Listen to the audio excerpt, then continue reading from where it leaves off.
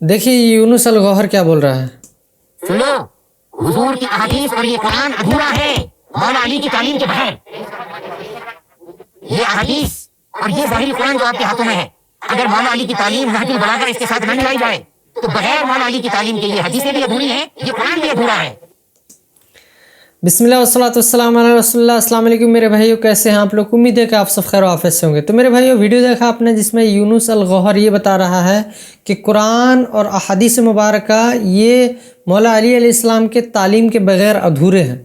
तो मेरे भाइयों, क्या कुरान करीम ने किसी भी शान नुज़ूल का या अहादीस मुबारका का या मौला अली अलैहिस्सलाम के तालीम का मोहताज है?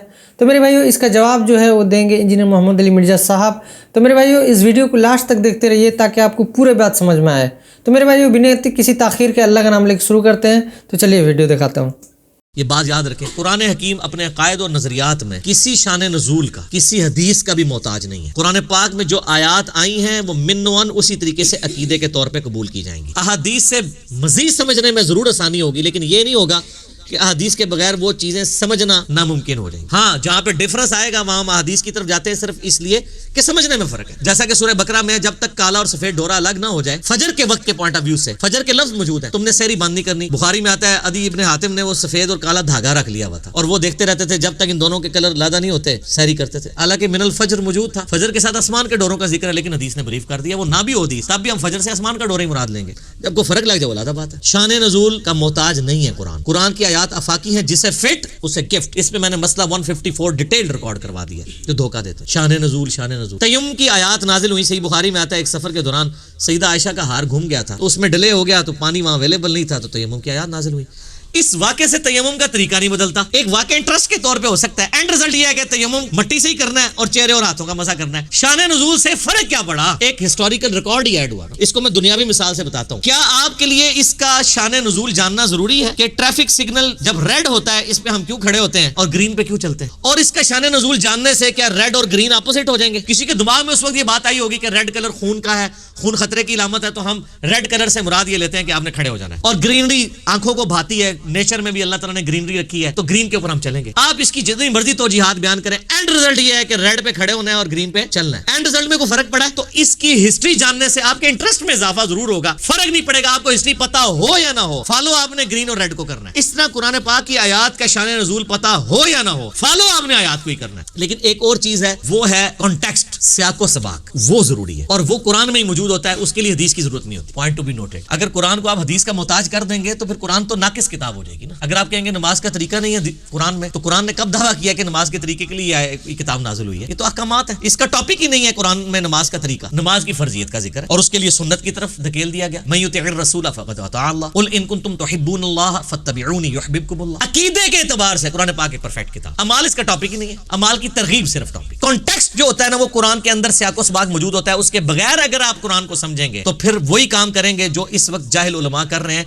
कि आयात को बीच में से निकाल के अपना लुकमा उसके मुंह के अंदर डाल देते हैं। मिसाल के तौर पे सूरह निसा की आयत नंबर 64 है, जब अपनी जानों पर जुल्म कर लो तो नबी इस्लाम के पास हाजिर हो जाओ और फिर नबी इस्लाम भी अल्लाह के हुजूर तुम्हारी सिफारिश करें तो अल्लाह ताला माफ कर देगा। वो कहते हैं देखें जी, हमें तो बता दिया गया कि आपने गुनाहों की माफी के लिए नबी इस्लाम के पास जाना है, कब्र रसूल पे जाके अर्ज करनी है और फिर वो अल्लाह के हुजूर करेंगे तो आपकी। अच्छा, अब ये इस जुमले के एतबार वो कहते हैं नहीं, कुरान की आप तो खुद कह रहे हैं कि कुरान की आयात आफाकी हैं और ये शान नज़ूल की मुताज नहीं, हमें आपने शान नज़ूल नहीं आप बताना। हम कहते हैं हम नहीं बताएंगे, लेकिन कॉन्टेक्स्ट तो बताएंगे ना, जो कुरान में ही मौजूद है कि ये किस मौके की बात हो रही है और ये बात कब तक के लिए वैलिड है। वो शान नज़ूल नहीं है, वो सियाको सबाक है, उसको कहा जाता है कॉन्टेक्स्ट। और वो कुरान में ही मौजूद है कि यहूदी जो ऊपर से मुसलमान हो गए थे, मुनाफिकीन थे, जब अपनी मर्जी होती थी तो नबी इस्लाम से फैसला करवाते थे, जब मर्जी नहीं होती थी तो फैसला लेके यहूदियों के पास चले जाते थे। तो फिर नबी इस्लाम को अल्लाह ताला ने कुरान में फरमाया कि इन्होंने जो जुल्म किया ना कि अपना फैसला आपसे नहीं करवाया, कलमा गो होते हुए अंदर से मुनाफिक थे, कानूनी तौर पे तो मुसलमान थे, सहाबी भी थे, कानूनन अंदर से मुनाफिक थे, और ये जाके तागूत से फैसले करवाते हैं ना, इनको चाहिए कि ये अब आपके पास आए, आपसे माफी मांगे, अल्लाह से माफी मांगे, आप उनके लिए सिफारिश करें, फिर अल्लाह इनको माफ करेगा जो इन्होंने ऐद शिकनी की है। इसका कब्र रसूल पे जाके मांगने से कोई ताल्लुक ही नहीं था। इसका कॉन्टेक्स्ट कुरान के अंदर ही मौजूद है। आप पिछली आयत पढ़नी शुरू करें, फिर इससे अगली आयत बड़ी सख्त आई, ऐ नबी मुझे तेरे रब होने की कसम, अगर तू किसी मामले में फैसला फरमा दे और ये अपने दिल में उसके बारे में भी कोई हर्ज पाएंगे ना, ईमान वाले नहीं हो सकते जब तक सर तस्लीम खम ना करते। वो कहते नहीं नहीं नहीं, वो अफाकी हैं, ہم کہتے ہیں چلے for the sake of argument agree. تو اس میں تو ہے کہ اپنے فیصلے نبی علیہ السلام سے کروانے چاہیے. تو ٹھیک ہے, پھر آپ عدالتیں بند کر دیں. جب کبھی جھگڑا ہو قبر رسول پہ حاضر ہو, اندر سے آواز آ جائے گی, کہتے ہیں نہیں یہ اس طرح تو نہیں ہوگا. تو جو آپ پھر بنائے ہوئے کتاب وہ بھی نہیں ہوگا. یہ علمی پھکی ہے کہ اگر آپ نے اس کو وہ سمجھنا ہے. اور اس سے بڑی ہے کہ ثقیفہ بنی ساعدہ میں جو مسئلہ مس ہینڈل ہوا, جس کی وجہ سے آج تک امت دو ٹکڑے ہوئی ہے. میرا اس کے اوپر کلپ بھی ہے, سیدہ فاطمہ کا قاتل کون. حضرت ابوبکر اور حضرت علی میں اختلاف ہوا, 6 مہینے تک بخاری مسلم میں آتا ہے حضرت علی نے بیعت نہیں کی ہے. یار کسی کے دماغ میں نہیں آیا ولو انہم اذ ظلموا انفسہم جاؤک, سورہ نساء نمبر 64 کے تحت حضرت ابوبکر اور علی مشورہ کرتے ہیں, آؤ جی قبر رسول سے فیصلہ کرتے ہیں. قرآن میں تو ہے اپنے ہر فیصلے میں نبی کو حاکم مانو. ابھی پوچھ لیتے ہیں آپ کا وصی کون ہے. یہ وہ علمی پھکی ہے کہ اس کے بعد ایک ڈکار آتا ہے اور جیسے وہ بندے کی روح پرواز کر جاتی ہے نا, ان کی شیطنت ان کے اندر پرواز کر جاتی ہے, یا علمی موت مر جاتا ہے. اگر نہیں قبول کریں گے تو مر جائیں گے, ادروائز اپنی اصلاح کر لیں گے. نبی علیہ السلام کے دفنانے کے اوپر اختلاف ہو گیا. کچھ صحابہ نے کہا بیت المقدس لے جاتے ہیں, کچھ نے کہا بقیع غرقد. ترمذی میں آتا ہے سیدنا ابوبکر نے کہا کہ میں نے نبی علیہ السلام سے یہ بات سنی تھی کہ اللہ تعالیٰ نبی کو اس وقت موت دیتا ہے, اس جگہ پہ موت دیتا ہے جو اس کے لیے پسند فرماتا ہے. تو میرا خیال ہے کہ اللہ تعالیٰ نے سب سے بہترین جگہ جو نبی کی موت کے لیے پسند کی ہے نا, وہی سب سے بہتر جگہ ہے کہ وہاں قبر کھودی جائے. تو جس چرپائی پہ آپ فوت ہوئے نا, اس چرپائی کے ایگزیکٹ نیچے قبر کھودی جائے. وفات النبی پہ میں نے 2 گھنٹے کا لیکچر دیا, مسئلہ 163. تو کسی نے نہیں کہا کہ رسول اللہ صلی اللہ علیہ وسلم نے پوچھ لیتے ہیں آپ کو کہاں دفنا ہے. تو کانٹیکسٹ کیا ہوتا ہے, کیا سے کیا بنا دیتے ہیں. اور یہ 2 نمبری سارے کر رہے ہیں. آپ اہل حدیث کی طرف آ جائیں. جو میں نے جس تفسیر کی تعریف کی ہے سن بیان کی, لیکن میں نے بتایا کہ وہ خاص مینٹلٹی سے لکھتے ہیں. وہ قرآن حکیم میں جو سورہ بقرہ کی آیات آئی نا کہ ہم نے داؤد علیہ السلام کو جو ہے وہ خلیفہ چنا, اور اس سے پہلے طالوت اور جالوت کی جنگ کا ذکر آتا ہے کہ پیغمبر جو سموئیل علیہ السلام تھے, ان سے ان کے امتیوں نے کہا کہ آپ ہمارے لیے ایک بادشاہ مقرر کر دیں جس کے نیچے ہم جمع ہو کے قتال کریں کافروں کے ساتھ. تو اس میں آتا ہے کہ وہ بادشاہ مقرر کیا اللہ تعالیٰ نے وحی کے ذریعے طالوت کو. اس میں ملک کے الفاظ ہیں. صلاح الدین یوسف صاحب چونکہ آپ پتہ ہے سعودیہ کے ساتھ تعلق تھا, انہوں نے اس میں سے ملوکیت ثابت کر دی, اور انہوں نے کہا لوگ ملوکیت کو بڑا برا کہتے ہیں. دیکھیں اللہ تعالیٰ نے بھی ملک بنایا, اور سر اللہ تعالیٰ نے ملک بنایا تھا طالوت کو. شافعات کو اللہ تعالیٰ نے ملک نہیں بنایا, اور نہ یزید کو اللہ تعالیٰ نے ملک بنایا. وہ ان کی ملوکیت کو ثابت کرنے کے لیے کہنا شروع کر دیے کہ وہ دیکھیں ملک کا لفظ موجود ہے, لہذا بادشاہ بھی بڑی اچھی چیز ہوتی ہے. تو پھر میں نے اس کے اوپر رد کیا تھا. 6830 نمبر حدیث ہے سیدنا عمر کی صحیح بخاری میں کہ جو تلوار کے زور کے اوپر خلیفہ چنا جائے اس کی خلافت اسٹیبلش ہی نہیں ہوگی. کس طریقے سے دھونس اور زبردستی کے ساتھ یزید اس امت پہ مسلط ہوا, اس کی خلافت تو اسٹیبلش ہی نہیں ہوئی. وہ خلافت تو ہے ہی نہیں, ملوکیت ہے. تو صلاح الدین یوسف صاحب نے ملوکیت کا ثبوت قرآن سے دے دیا, جس طریقے سے صوفیاء نے غیر اللہ سے استمداد کا ثبوت سورہ نساء سے دے دیا. لیکن ہم یہ 2 نمبری نہیں کرتے, کیونکہ نہ میں وابی نہ میں بابی, میں ہوں مسلم علمی کتابی. بات علمی کتابی ہوگی. وہ جی تراویاں کی نہیں ہوتی نا, وی تراوی وی آ گیا تو تراوی وی ہوگی.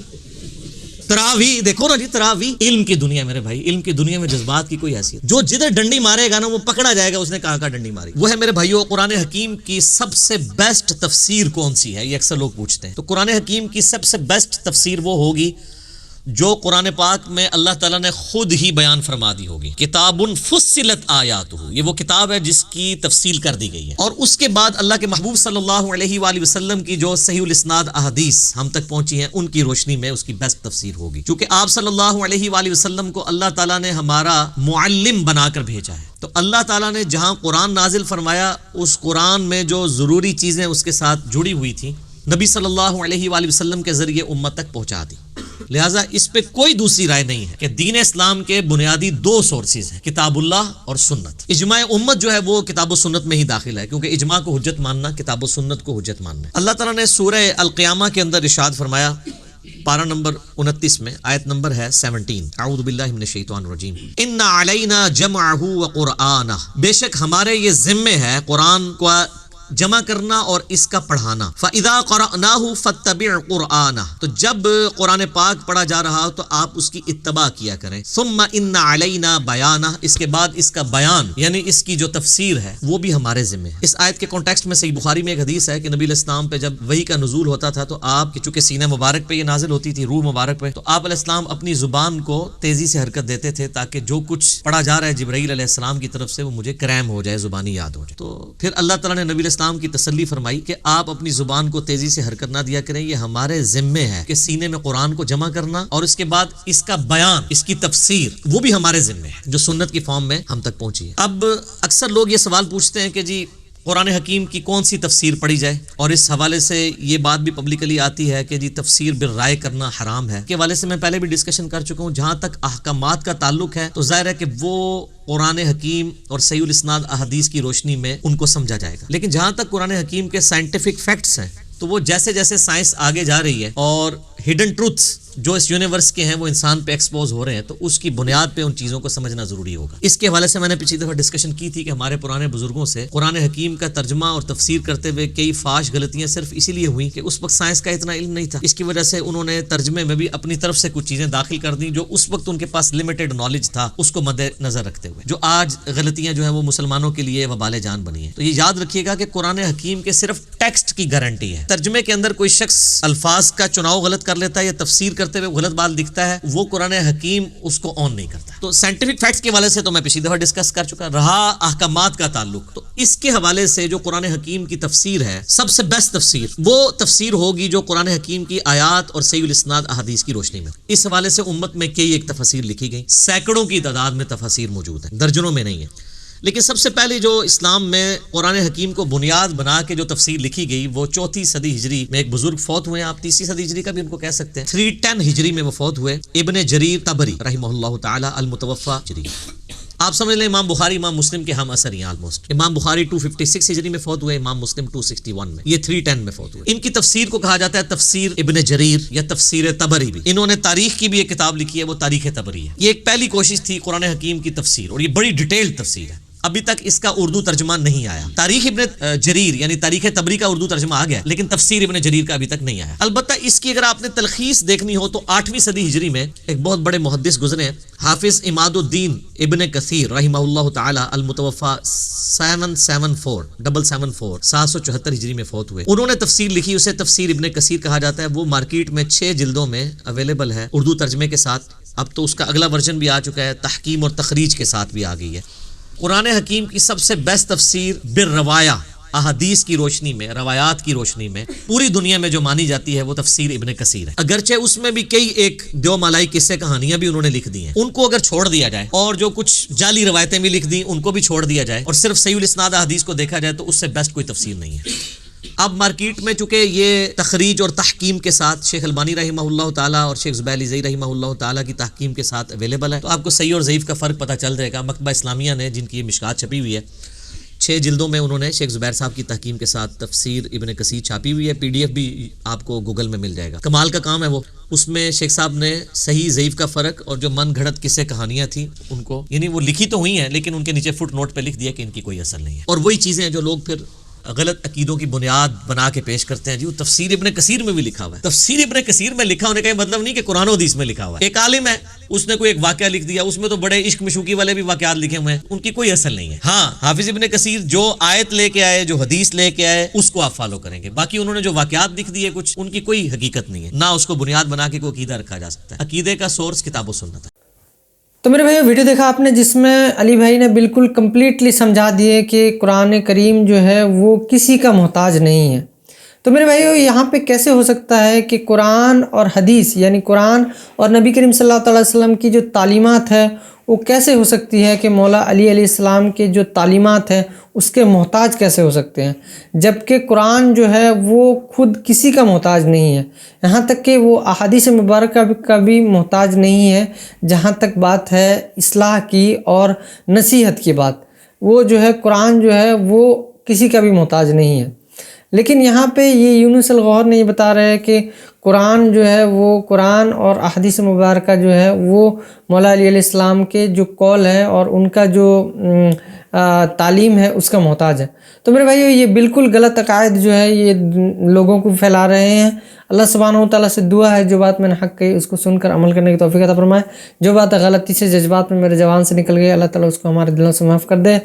تو میرے بھائیو اگر ویڈیو اچھی لگی تو لائک اور شیئر ضرور کیجیے اور ہم کو سپورٹ کرنے کے لیے سبسکرائب ضرور کیجیے۔ سبحان ربک رب العزت عما یصفون وسلام علی المرسلین الحمد للہ رب العالمین، آمین یا رب العالمین۔